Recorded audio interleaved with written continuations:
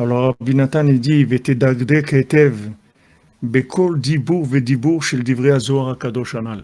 Vous voyez, quand on a été voir, c'est pas, on n'avait pas fait ce passage-là.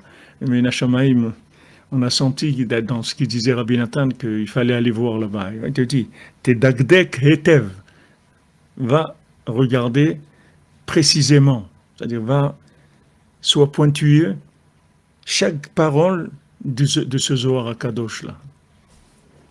Betavin hetev, kama yakar divrei hitbodedut.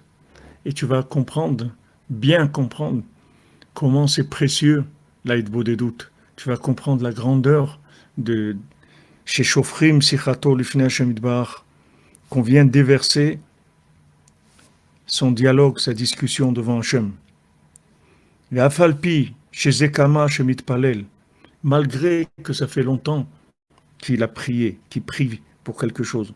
Au mitboded, il prie les mitboded, il fait les psaumes, il regarde dans les psaumes, par exemple, ce psaume-là, il est bien pour telle chose. Alors il fait ce psaume-là 3 fois, 4 fois tous les jours. Il fait l'écouter de Philot sur ça, il fait l'écouter de Tzot sur ça, il fait de Bodedut sur ça. Au mitboded, venidmelo sha'adayin lo pa'al klal, et il a l'impression qu'il n'a pas du tout réussi. Afal piken, kol dibour vedibour, eno ne'evad. Il faut savoir qu'il n'y a aucune parole qui est perdue. Chaque parole qui a été dite à Hachem, elle va faire quelque chose. Il n'y a rien qui est perdu. Rak kulam mnuyim usfurim ugnuzim beotsarotav. Toutes les paroles, regardez, c'est beau ce qu'il dit. Elles sont mnuyim, sfurim ugnuzim.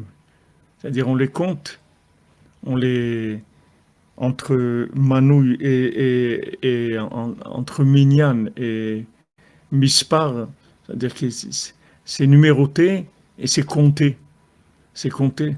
Elles sont cachées dans les trésors d'Hachem. Chaque parole que tu as dit, chaque parole.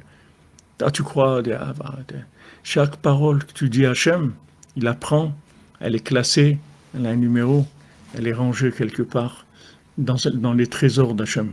Chaque parole. Beotserotav, il les garde dans ses trésors. Qu'est-ce qu'il met là-bas dans ses trésors? Il ne met pas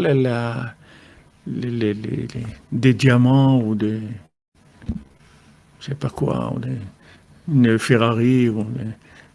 C'est pas ça que Hachem garde dans son coffre-fort. Dans son coffre-fort, là où il garde les choses les plus précieuses qu'il a, c'est les mots que tu lui as dit d'Hitbodedut quand tu es venu parler avec lui.